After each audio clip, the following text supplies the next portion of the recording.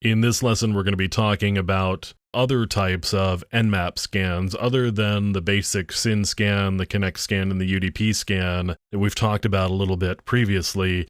These are some different types of scans that you want to have in your back pocket in order to do some double checking in the case where you run across firewalls that may be giving you trouble in determining whether ports are actually open on your target systems or not. So the first scan we're going to talk about is an idle scan. It's called an idle scan because we use a system that's not actually doing anything in the way of network activity, and we appear to bounce messages off that idle system. What's really going on is we're checking the IP identification header of this zombie system or idle system in order to determine whether ports on a target system are open. So we send messages that appear to be from this idle system to the target system, meaning the target system is going to reply to the idle system, and then we can check the IP ID header to see whether it is incremented or whether it is not incremented. And based on that response or lack of response, we can determine whether ports are open. So the first thing I'm going to do is I'm going to start up a Wireshark capture. That way we can see what's actually going on here. You can see we're doing an idle scan using zombie 192.168.1.1. Not all systems can be used as zombie systems, so it may take a little bit of playing to find one that can actually be used here.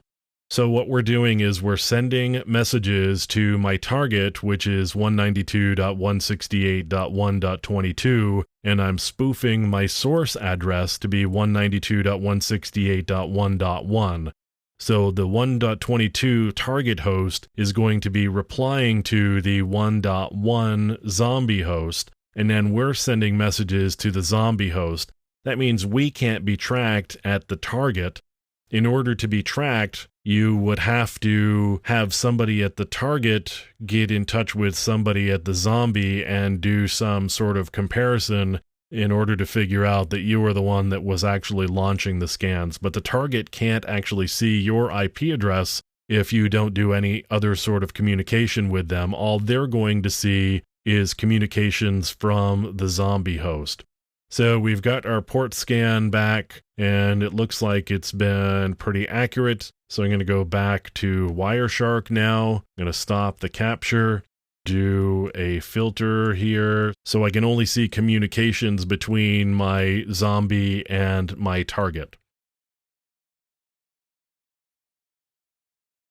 So you can see I send a message to the zombie, trying to figure out what the IP ID is. And then I'm sending messages to the target here with a source IP of this spoofed IP. And you can see that Wireshark doesn't quite like this because it's flagged it as black, suggesting that that's not quite right. So we're sending a bunch of messages out, and then we check the IP ID here by going to the zombie host, and we check the reply over here. In this case, I see that my IP ID is 938.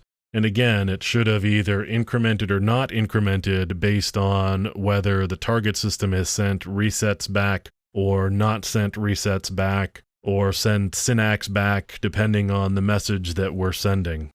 You can see we're sending a lot of SYN messages to the target, in which case for an open port, we should get a SYNAC back, and for a closed port, we should get a reset, and if it's filtered, we should get nothing at all. So what Nmap is doing is it's doing all of this calculation of what the IP ID should be based on whether it's going to get a packet back at the zombie host or not. So it's doing all of these calculations on the IP identification header and trying to figure out whether ports are open. That's an idle scan.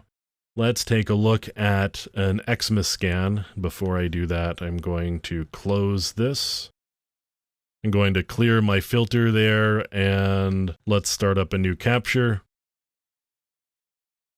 Again, I need administrative privileges here. I'm going to do an Xmas scan. And an Xmas scan just lights up a number of the header fields in the TCP header. So a bunch of flags are going to be lit up. I'm going to do 192.168.1.22 again, and I'm going to send a bunch of messages to this target with a bunch of TCP flags that have been turned on that wouldn't normally be turned on in order to figure out what's actually going on at the target system and whether the port is open, whether it's filtered or not. So here's the messages that I'm sending. You can see I've got urge, push, and fin all turned on, and that would be an unusual packet to send. So I'm sending those out to see what response I get. And you can see some of the responses here. I'm getting a reset and an ACK back. And the reset would suggest that those ports are closed. So that's another type of scan that you can run. I'm going to close this one down. We're going to start another capture up. What I'm going to run here is a fin scan. And what a fin scan does is it sends a fin packet to my target, and again, makes determinations as to whether the port is open based on the response that we get. So I've done a fin scan on my target host. I've got a capture here. I'm going to filter out all of the other stuff. And I'm going to check my TCP headers, and you can see out of my TCP headers, just the fin flag is set. So that's a fin scan. I'm just sending the fin message. Again, you would use this type of scan if you want to check targets that may be behind firewalls or may have something else strange going on, and you want to just double check your SYN scan or your TCP open scan. You could run one of these other types of scans and see whether you get different results and maybe get some different ports that are open. So that's some other types of Nmap scans that you can run.